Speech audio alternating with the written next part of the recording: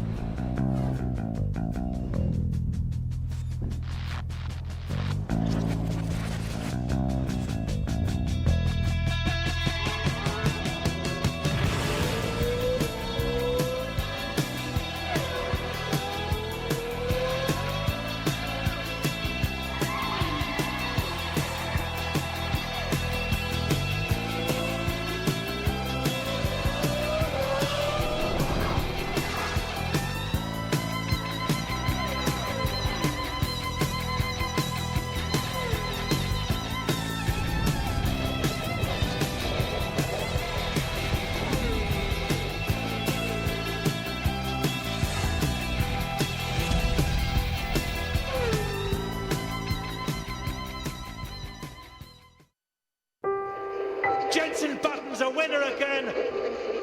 It's Sebastian Vettel. Barrichello versus Button. We are world champions!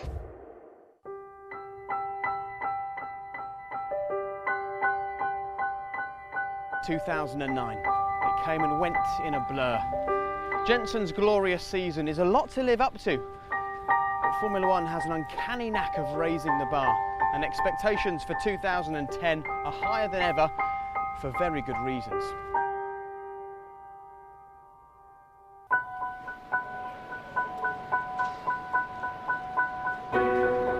I'm so excited because this could be an amazing season, and if it's not, we're doing something seriously wrong. 3 new teams joined Formula One. Lotus, Virgin, and of course the Hispania team. This year there's no refuelling. Big difference. We haven't seen that since 1993.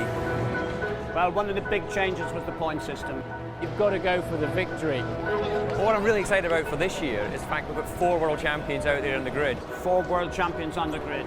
All in top cars with a real chance of victory. Alonso with Ferrari for the first time, double world champion. He looks really hot out on track. A lot of people's favourites. I think it's a very interesting season. I'm looking forward. Jenson Button, the reigning world champion, moves to McLaren. Big speculation in Britain, it's a huge source of excitement. A bold move into Lewis Hamilton's backyard. And that's his team. He's been part of the DNA of that team for 10 years. Button wants to show that he's a worthy world champion. He's the top grip. This season could be one of the best seasons. But the daddy of them all, Michael Schumacher, makes his return. 41 years old. Has he still got what it takes? Can he deliver? Can he add an 8th world title? Was it the right thing to do? Who knows? He thinks it's the right thing to do, and he could be right there in the mix to be the champion. Top driver, so closer competition. We mustn't forget Felipe Massa coming back from his accident in Hungary last year. Obviously got a point to prove. Mark Webber in at Red Bull. Sebastian Vettel, who almost won the title, came very close last season. It looks very tight at the top. A tough fight. Only one can win. New teams, new drivers, but in Formula One, some things always stay the same. Winning is everything. What a season this is going to be. I haven't been this excited since late 80s, early 90s when we had the sort of Mansells, Piquets, Prost, Senna's. It's just going to be a titanic battle for the championship. This has everything. Mouth-watering stuff. I can't wait for it to start.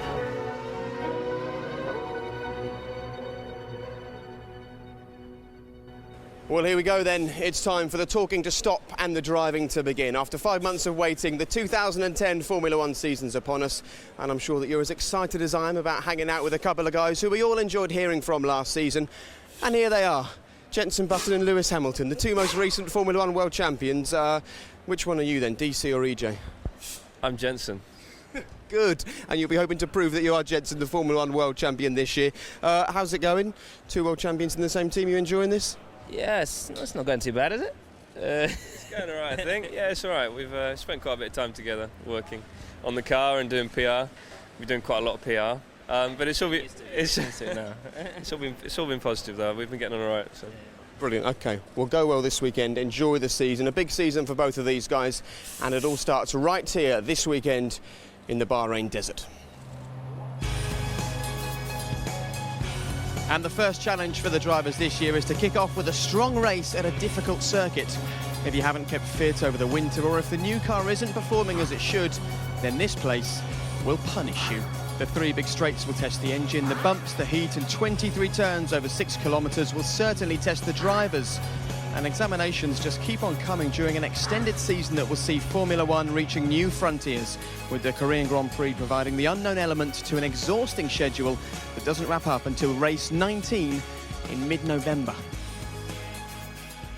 So a long but exciting season for the drivers and for us as well. With us every single step of the way, my true friends, David Coulthard and Eddie Jordan. Lovely to see you both, and nice to have a little look at Jenson and Lewis, looking very relaxed in each other's company there, as are you two. Nice to see you've kept your tans over the winter. And actually, it was a winter where, with every passing week, the stories about Formula 1 just ramped up a little bit more every time, didn't they? Yeah, as we went through the winter, as you say, with this no refuelling, we were all curious to see in testing just how that would play out. You know, these cars have now got to carry 160 plus kilograms of fuel. So testing was really mixed up and trying to read the form. So the other big story, of course, was Michael Schumacher coming back. You know, can he still do it at 41 years old? So, you know, we're going to see a real-life experiment being played out here in Bahrain. What do you think, Eddie? What of all of those things really stands out to you? Well, I must say, for me, I'm just so glad to see new teams. And everyone is down in doom and gloom, and suddenly 3 new teams come and pop up. Where they get the money from is beyond me, but they're a huge welcome asset to what we're seeing here. OK, so new teams, new drivers, new circuits, plenty of change this year, but thankfully some things always stay the same. We've got Ted Kravitz to keep us up to date with all of the changes for 2010 and some of the big stories from the opening weekend of the season. An eye-catching innovation that's made news at the first race comes from McLaren, a clever device that's worth up to 0.4 of a second per lap. This funnel enables air from the top of the car to be drawn through the engine cover fin and onto the rear wing, giving the car a straight-line speed advantage. It's caused controversy as rival teams believe it's against the spirit of the regulations, but it works. Jenson Button was over 5 miles an hour quicker than Sebastian Vettel in the speed trap. This season's most significant rule change, though, is the ban on refuelling. This means cars must start with a full tank of fuel to last the entire race.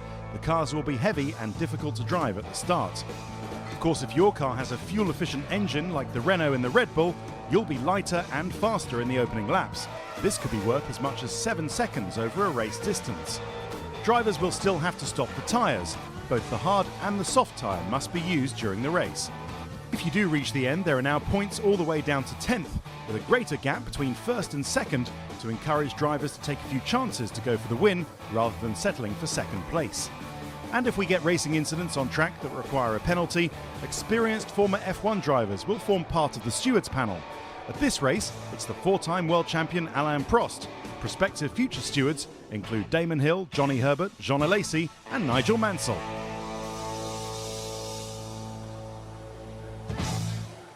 Nigel Mansell, of course, a man who enjoyed having number 1 on his car, and you won't need reminding who that belongs to this season. For the first time in his career, Jenson Button is the defending world champion. But these new big super-sized fuel tanks have really changed the way Formula 1 looks at the moment. If I walk up here, you can see just how long the MP425 is at the moment, and that's because they've got to get so much fuel into this part of the car. Now, what that meant was that in pre-season testing, when you can normally work out who's good and who's bad, we couldn't do that at all because perhaps someone was a bit slow, but they were carrying loads of fuel. Maybe some people were super fast, but just running on fumes and trying to get the headlines. Well, yesterday afternoon, the game was up. Cards on the table. Who's quick and who's slow? The first qualifying session of the season.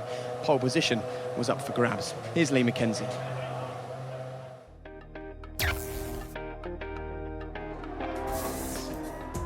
It was time for the talking to stop, the action to start, and the true pace of the teams to be revealed.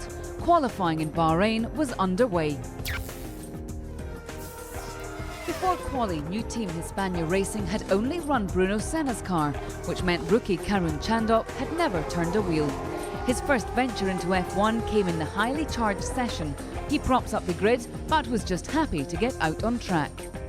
I think the lap time was respectable, but there's so many things we can improve on the car. I mean, I'm not even comfortable in the seat. My bum's off the bottom of the car. Best of the new teams was the Virgin racing car of Timo Glock, and after plenty of problems in testing, he was relieved to be 19th. Overall, I think a positive first qualifying for us, and I hope we can finish the race tomorrow. Battling hard for his new Williams team, Rubens Barrichello was sitting pretty in the top 10. That was until his ex-Braun teammate knocked him out in the dying seconds. Jenson Button is 10th. I think it's a good place to start our first race, where we're still not happy with our performance, but we have new tires tomorrow. Hopefully that can give us something. One person smiling though was Force India's Adrian Sutil, who edged through, eventually qualifying in 10th. It wasn't the dream return for Michael Schumacher that many had hoped for. The 7-time world champion had to settle for 7th and was out-qualified by his teammate Nico Rosberg. The race is a long race. We'll see, and the year is even longer. The all-Brit McLaren lineup had a mixed day, with Button getting used to his new charge. He starts from 8th, but Hamilton is pretty happy further up the field in 4th. Oh, absolutely overwhelmed with that position. I think that's great for us, a great starting point, and I hope tomorrow we're going to just try and either keep the position or take one more if possible.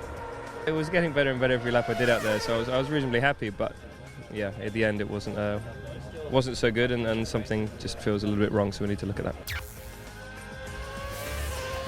Just when Ferrari thought they had the 1-2, Sebastian Vettel blitzed through, claiming a stunning pole position. What a time there for Sebastian Vettel! Alonso starts from 3rd and was out-qualified by the delighted Felipe Massa in 2nd. After everything that happened to me last year, I think it's a great comeback. I'm very happy, and I hope we can have a good start of the race. The lap was not ideal, but it's the way it is. Anyway, I'm happy with 3rd position, starting on the clean side. So over a second splits Vettel from Hamilton in 4th, and the German was pretty surprised. We had some new bits arriving last minute. The mechanics didn't get a lot of sleep, but you know, everyone is extremely keen and pushing hard, and it's the best answer you can give. So Sebastian Vettel sits on pole with the Ferraris behind. Lewis Hamilton is the best of the Brits in 4th. It was a good day for Nico Rosberg in 5th, with teammate Michael Schumacher 7th. Button is 8th, and Renault new recruit Robert Kubica is 9th. Rookie Nico Hülkenberg is a respectable 13th, with returnee Pedro Della Rosa alongside. It was a bad day for Jaime Alguersuari, who could only manage 18th. The 2 Lotus cars start 20th and 21st, and the Hispania cars will start from the pit lane. So it was a big day for Sebastian Vettel, and you can just see the interest actually. We've got the former Formula 1 world champion Niki Lauda just around there working for RTL Germany. Camera crews all around Sebastian's new car, which he's nicknamed Luscious Liz for this year. That's a nice name for the car. Yeah, he seems to have a new lady's name each year, which is interesting. Yes, it was Kate's dirty sister last year. Kate's dirty sister was lucky. He'll hope that this car is just as lucky for him, and certainly it looks like Red Bull have produced another special car. This, for me, is the real pace setter. This is a fantastic car. It's slower in the straight line, but it's so quick in the corners, and that's the way you want it, because you can work on the overall speed down the straight with aero and various other things. They've got a fantastic car to start the season with. Well, as we've just seen, courtesy of Lee, we all went to bed last night thinking that Red Bull and Ferrari had stolen a march on their rivals. And in terms of speed, Ferrari have got it, but bad news for them today. 2 engine changes at the first race of the season. Yeah, we don't know exactly what that is. It could be a precaution. They could have picked up some small traces of metal when they do the oil samples afterwards, and they just, they've got the luxury of having some spare engines, so why not do it early doors and remove any risk at the first Grand Prix? Let's take just a little wander over here, because this is Michael Schumacher's garage, his Silver Arrow, preparing for its first race back in Formula 1. Not the greatest start to Michael Schumacher's season, though. He was sort of half a second behind Nico Rosberg for most of the weekend, and eventually qualified about 3/10 behind him. Is he realising how tough Formula 1 actually is at the moment? Well, I can't imagine he would have thought that would be a nice way to start the season with that grid position, and also, as you say, being a few tenths behind Nico. That's not something he was used to last time he was racing in Formula 1. And, you know, we've got to give him a couple of races, I guess. But if it's still like that by the time we get back to Europe, then it's going to get really, you know, really quite interesting, because he's not comfortable in that position. No, Michael will be popping into the back of the garage very shortly, jumping in this car, hoping that this one can help him to add to those 7 world titles. He starts from 7th on the grid today. And as a driver, he always divided opinions of everybody. And the same applies to his comeback, really. However, it won't surprise you to know there's one man who thinks the comeback is the perfect decision.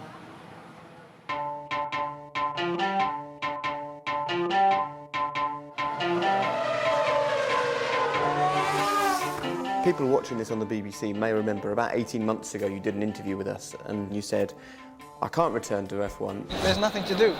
I will only lose, and I don't like losing. I don't like losing. What's changed? It's very hard, even sometimes for myself, to understand why I came to this conclusion and why I'm suddenly again full of fire. Probably the hunger of some more fun. I've been doing karting, motorbikes, but I sort of arrived very quickly to the point that I was winning races and not having the same challenge at the same level as I was having in Formula One. And because of different combinations, it sort of triggered, why not again? Is there a moment that you can sort of pick out in your mind as the moment that you thought, right, I'm going to do this, I'm going to return to the sport? It all was sort of initiated by summertime. So Michael Schumacher is returning to Formula One with Ferrari. He found that his 40-year-old neck could no longer stand the strain. The dream for millions of motor racing fans has come to a shuddering halt. Before, I always was thinking, okay, I'm out of this sport, I'm 40 years old, you won't be able to do it anymore. There's no way. But sitting in summer in the car, despite having my pain and my problem, it was even surprising to myself how quickly I got on it, with it again. And I immediately felt, well, I'm not seconds off, neither I'm tenths off, I'm there. I thought, it's probably something special. Emotionally and mentally, physically, how do you think you're going to cope with this season? Are you as confident as ever? I am, yeah. I mean, it's not a secret what it needs to be fit and to be prepared. I know very well what is the preparation level needed. I feel good. The cars are very good to drive, and now it's up as a team to work the package to its maximum and develop to its maximum in order to stand out by the end up front. Can you win the title this year? We fight for it. How do you feel looking at the guys on the grid? Because there's probably championship challenges coming from 6, 8, maybe even 10 drivers there, isn't there? I think you have a big group of good drivers in combination with very good cars. The only difference to before is that now there is more cars competitive, not there's more drivers competitive. Because to drive those cars to the limit, it's slightly easier. It needs less skill because cars were much more difficult in the past to drive at the limit. Do you think in some ways taking this break could make you a better driver? It certainly makes me a better driver than I was by the end of 2.5 and 2.6. This no doubt, because already I was kind of empty and tired. But it's to be found out. I haven't found yet anything that I'm suffering, that I'm down on, but so far it was only testing. You ready for this? I have to prove it, and I will do so. So it was a confident, if slightly cold, Michael Schumacher when I caught up with him. It'll be interesting to find out how he feels in his head right now, because of course his new teammate Nico Rosberg out-qualified him in the first qualifying session of the new year. So fantastic for Nico, but Michael's obviously got quite a lot to think about now. There's just half an hour to go until lights out, and there'll be quite a few changes, as Ted's already explained to us, particularly for the guys who operate these. Now, for the last 16 years, the guys on the wheel guns have been on the sort of Formula One equivalent of a holiday in the south of France. They've had 6, 7, 8 seconds to try and change a wheel. However, this year, because there's no refuelling, their job changes massively. Here's Martin Brundle.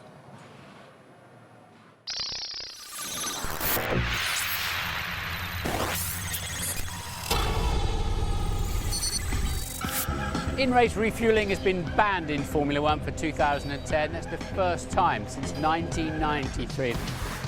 Instead of lifting a heavy fuel hose around, the limiting factor now is the time taken to change the wheels and tyres. The teams are practicing relentlessly and coming up with all sorts of ingenious devices and lights to help make that time just 3 seconds. They all want to be the fastest in the pit lane at the stops. 3 men per wheel, 1 on each front and rear jack. Men standing by to clean out the side pods for any debris, and of course the lollipop man if you're not using a traffic light system. That surely is the worst job in the world this year. No time to hesitate, you could lose the team the race, but if you release your car into the path of another, you'll get a drive-through penalty. Practice makes perfect, of course, and every second counts. But it'll be different in the race. The car will be approaching at 60 miles an hour, it'll be boiling hot, and the pressure will really be on. Then we'll see which team has really got it right. So, new look pit stops, just one of the reasons it's set to be a very different looking season, and a season that you can keep across in a variety of ways. You can watch today's race at BBC Sport Online with additional data feeds. Press the red button to hear commentary from David Croft and Jacques Villeneuve via Radio 5 Live. And the iPlayer will make sure you don't miss the turn of a wheel. And of course, after the race today, either on the BBC Sport website or via the red button, you can join us for the F1 Forum. There'll be all sorts of things to talk about. Of course, it's the first race of the year, so make sure that you press red and join us for that. We'd also welcome your Twitter comments and also your emails as well. But as much as Formula One is all about technological advances, what's really special about this year is that it's about the human element as well. And if we just take a look down there, you can pretty much make out Jenson Button preparing to start his defence of his title. And just 3 feet away from him all season long, Lewis Hamilton will be hoping to stop him. It's just one of a very special story. Thank you very much for coming out this evening. Thank you. Too kind. Hold your applause. This is your song, not mine. First question for you, Lewis, is what are the 3 pieces of advice to be successful at McLaren? 3 pieces of advice. Is he going to tell me anyway? No, to be successful here, you just got to get close in with your engineers and maximise communication. Basically, it's the same as every team. Let's spice it up. We need some music. How do you feel entering the new season as the man to beat? You know, it's the way Formula One is that you know there are so many drivers to beat. I don't feel that I'm the only person to beat out there because it's the same for me. Exactly. So you know, it's such a competitive sport, and you're not out there on your own. You know, to win a world championship, you need everything. It's not just the driver. You need the package. You need, you know. Yeah, but you've got the number 1 in the car, so you're generally the target. Yeah. When you're number 1, you're generally the target. For many things. Yeah. Yeah. I love this sort of interview. It's great. This is a good one, I think. How dangerous a competitor is Fernando in a Ferrari?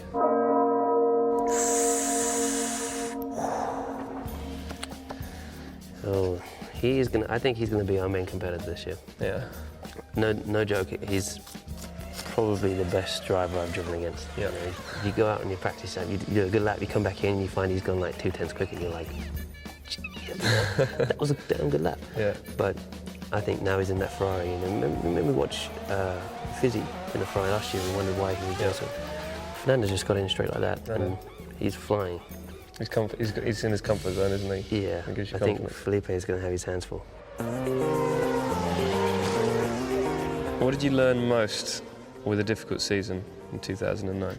I had to be really strong, I think, and I wasn't always strong. Sometimes I was like, the car is a dog, you know, because sometimes you just have to say what you feel. Yeah.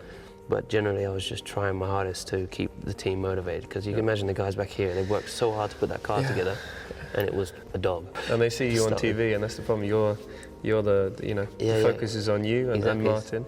Well, I've been in that position obviously a few more times, and so I'm pretty used to that situation. But yeah, it's difficult, and especially if you have a couple of years where the car's not competitive, because you're so down, and you're supposed to be the one that's strong and positive. Yeah. How did you feel slipping into the McLaren for the first time? High and uncomfortable. Yeah, my seat Oh yeah, you had a dodgy seat, didn't you? My seat took a while to get right. Yeah. By the way, I messed that up for you. Oh, did you? Yeah, Thanks, I went man. and did some calculations wrong. Sorry, have you seen yours lately? I sprayed it pink. Oh, Lovely. Yeah. I can pull off pink, so that's all good. When you want something changed, they change it as quick as they can. So that's with a lot of things. So that's positive. Not with everything. When I was first here, I'd say I need this, and they didn't do it. And then Fernando would say, I want a new shoelace, and it came. And then eventually things kind of got better. Yeah. What's the best thing about being world champion? Being world champion. Chicks. That was joking. What is the best thing? Being world champion. Yeah. Well, that is the best thing, isn't it? You don't really have enough time to enjoy that. Yeah. And you're straight back into the next But you season. wouldn't want to anyway. How much time do you need to enjoy it? You go and have a party for one night, and no, then I you don't get on to partying, you know what I mean? Don't lie. You're the biggest party animal. So, mate, what were you doing last night? Huh? What were you doing last night? I had piano lessons. Oh, cool, man. Yeah.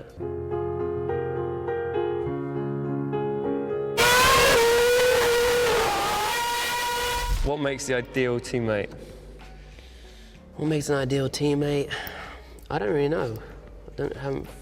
Haven't yet experienced the ideal teammate. That's a good. So you didn't have that with Fernando? Yes and no. I think in terms of the driver side of things, he was the ideal teammate because you just kept pushing. But on the other side of working together, it wasn't perfect. So I think having the ideal teammate is obviously having a quick, competitive, extremely fast driver who's awesome, pushing you to the limit. But then also having someone that's cool out of the car that you can get along with well and is respectful and is good for the team morale. Works with the team. Yeah, and works with the. Whilst of course you're here to be world champion and be the best you can. In the you want to get number one in your own car, you still got to bear in mind that you got a team behind you. Yeah. And it's not just you. Who wrote these? Pointing fingers. You're fired. Oh, what happened to the lights? Well, they went out, and it's lights out again very shortly. Just over 20 minutes until the race gets going. And how about this for a nice innovation here at McLaren? Instead of having the two respective sets of race engineers the other end of the garage from each other, they're all on this lovely central island, so they can all be best of friends for the whole season long. And how long will that last, Eddie Jordan? Actually, I think it's going to last for the season because it's in their interest to do so. They're very sensible, both world champions. If they start fighting with each other, it's over. And they're not that silly. You don't become a world champion if you're silly, and they're not silly. So I'd give this a very good chance of being successful. I was interested to hear Lewis talk about Fernando being his strongest teammate. I mean, it's quite a thing to say to your new teammate, isn't it? Yeah, I was actually surprised that there wasn't a reaction there from Jensen at that point. Because obviously when they did the interview, they'd been out testing together. So, yeah, I think that I agree with Eddie that they won't have any fallouts, certainly publicly. There will be inevitably disagreements behind the scenes because, you're both fighting for the same thing. You both want to win, and 2-1 doesn't go. No, it doesn't. At the moment, it's 1-0 to Lewis Hamilton. He starts fourth. Jenson Button starts 8th on the grid, and the grid is where we're headed now. Martin Brundle with his first grid walk of the new season. Martin, that is a nice-looking car. Yeah, welcome to the grid. Look at this, beautiful new safety car, the SLS, very sexy. Tell you what's not sexy, this could be the grid walk from hell. The drivers, physios are not allowed on the grid today, so we think the drivers are just going to leg it into the garages out of the sun, take their final preparations. We'll see if we can find somebody. What we have found is one of my old mates here, Gerhard Berger. What do you think to all this, Gerhard? Are you missing being a team boss? I'm missing to be a race driver like you. But yes, even the team boss was a great thing. But it's also to be nice here and be relaxed and just watch the others and criticize all the mistakes, without any responsibility. So it's also a good thing to do. Do you think we'll take it with us to our grave, regretting ever giving up driving racing cars? Well, I think when I remember back, it was such a great life, and it's such a nice thing to drive one of these cars on the limit. So if you're born again, you would love to do the same again. That's for sure. Good to see you. I often show you down to the first corner. It's critical here because for the first time they're going to start on full tanks of fuel. It's like putting two very heavy men in the Formula One cars with them, around 170 kilograms, that they're going to charge down there and guessing the braking point into the first corner and getting it right. I think many will be too cautious, some will be brave. I'm expecting Lewis to be charging down in there, trying to make up positions. Could be one of the most critical starts for a long time. The Bahrain police band here, waiting to play the national anthem at 46 minutes past the hour. Now, also because they're not carrying their fuel from qualifying, the drivers don't necessarily have to just creep around and park their cars on the grid. So some of them are not even here yet. 2 Ferraris have changed engines, of course. I don't know if Sebastian Vettel stuck with it. Katie, did Sebastian stay on the grid? No, he's gone. He's gone for good, has he? I'll have a quick word with Christian Horner then, because the tactics this afternoon are going to be absolutely fascinating. Christian, your car's on pole position. What's it going to take to win this race? It's not going to be easy, is it? No, it's going to be a big challenge with the red cars behind. I mean, the problem a little bit we've got is those guys can probably split their strategy. So tyre wear is going to be crucial. So we're going to rely heavily on the driver to be informing us about the balance, about degradation. But Seb seemed very happy with his car on Friday afternoon, so we're hopefully not expecting too many problems. I'm expecting a row of strategists and computers smoking halfway through the race as they're trying to work out what to do, whether to pit your cars and drop them back into clear air, or just you're going to have to, it's going to be like who's trigger happy, isn't it? Just diving into the pits. Yeah, it's very difficult because last year with the fuel dictated the stop, so you knew when everybody was stopping, whereas now we have no idea what the competitors are going to do. So it's all going to be about brinkmanship, it's going to be about looking for clear air. It's going to be a fascinating afternoon. Let's hope so. Good luck. Right, let's dive down. Rory Bremner. Rory, have you met anybody of any... Oh, Emmo, how are you doing? I didn't see you there. Good to see you. On the parade lap, he actually overtook Josh Hill, wasn't it? He was tough in the braking. I managed. Was a great. You're not supposed to overtake on the parade lap. Was so much fun. Yeah, we haven't seen that parade in our show. Emmo, the drivers are not on the grid because their physios have not allowed with it. They don't have passes to get on now. How crazy is that? I mean, we didn't have physios helping us, but how do you feel about that? Well, I think it should be open for the ex-champions. I mean, we all made the history in motor race. Like yourself, we all have to be here. I mean, we are the heart of motor race. Good to see you. We'll see you later on. Good to see you guys. Let's dive in. Your Royal Highness is Crown Prince of Bahrain. How are you, sir? It's great to see you all here. I'm doing very well, thanks. It's nice to be back. The 7th race here, and we've got a longer track this year. What's the philosophy behind that? It's to add more spirit and more character to the track. We've got to work on a few issues, though. There's one bump in particular I want to get out of the road by next year. Now, we need bumps in the track. The drivers would all like to sit in a billiard table with a PlayStation ring. They don't, you don't put a few more bumps in, I would say. As a motorsport enthusiast, I just hate these tracks which are just long straights and heavy braking areas and 90-degree turns. I want to see something more exciting and a little bit more characterful. So that's why we did it. Thank you very much. I'm going to see if I can find a peddler, not a peddler who drives racing cars, that is. Right. Let's see. We might be lucky if they're leaning up against the barrier. Normally, you'd find a row of them, wouldn't you, with their umbrellas and their physios.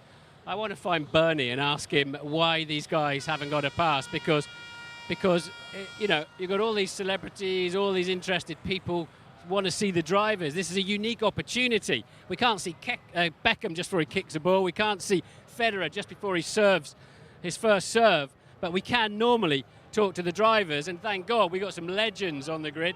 Mario Andretti and, of course, Nigel Mansell. Mario, great to see you back in F1. Oh, wonderful, Martin. Yes, it's been a great weekend here to revisit with our old friends here and having some time with our cars, old cars.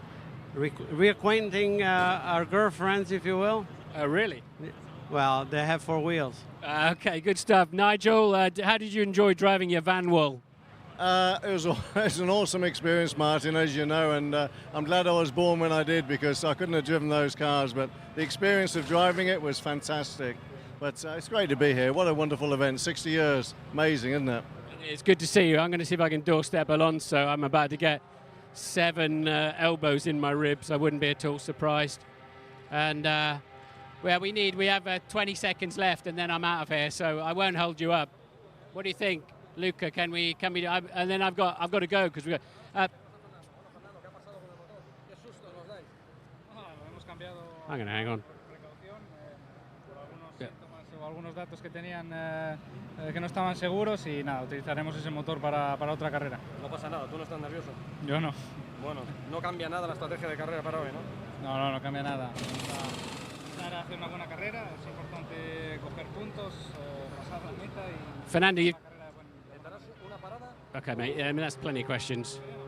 Tenemos una parada, esa es la idea inicial, pero vamos a ser muy flexibles y vamos a estar pendientes de cómo van los neumáticos. Si vemos que hay mucha degradación, pues pararemos 2 veces. Te lo dije ayer, se puede ganar.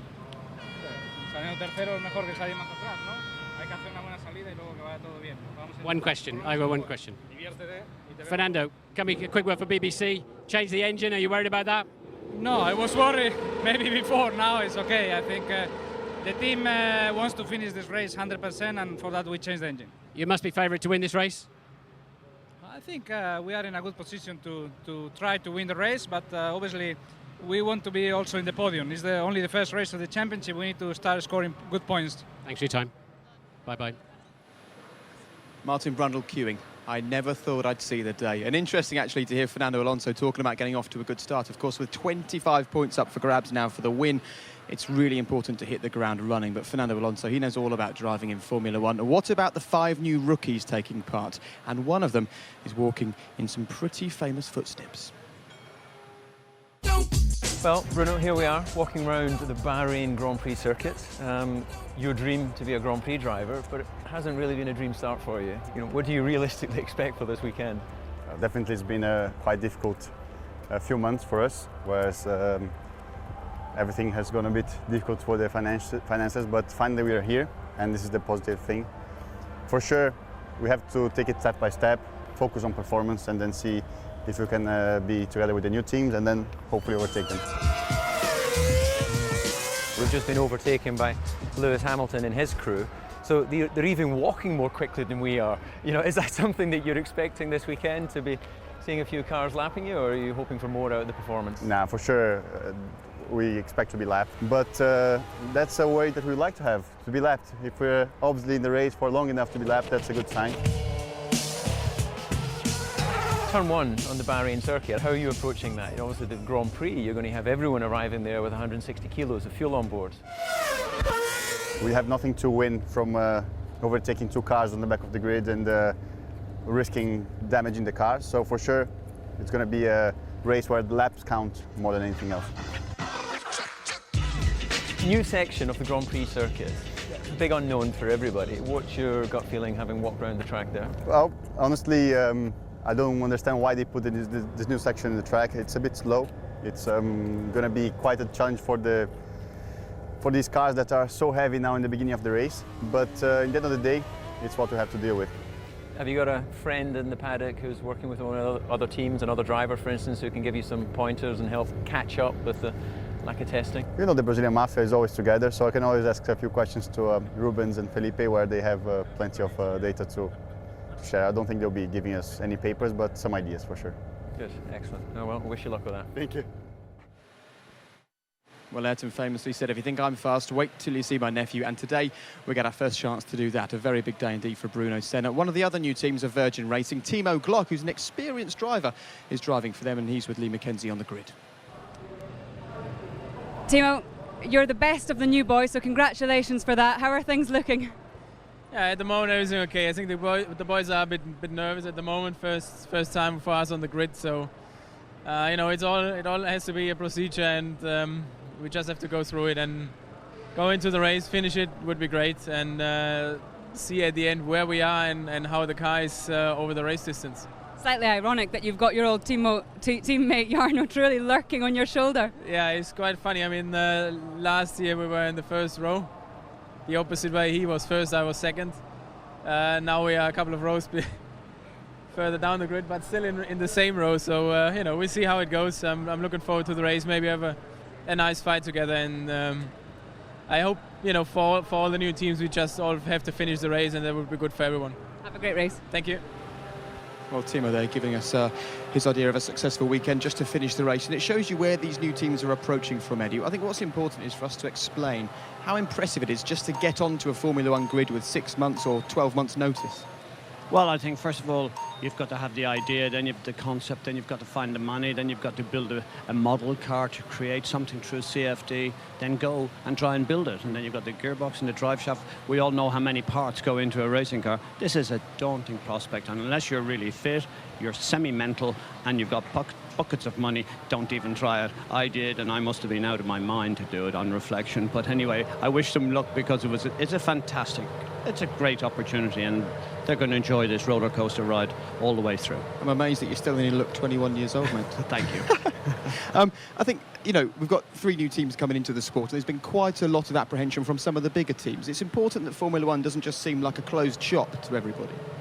Well, absolutely. You know, you need the historical names. You need your Ferraris, your McLarens, and people like that involved in the sport, I think, to give the credibility. But these new teams, these will be potentially the McLarens and Ferraris and the likes going further forward. I think a good example, of course, is Red Bull. You know, they're in their 5th season, and they were serious championship contenders. So you all have to start somewhere.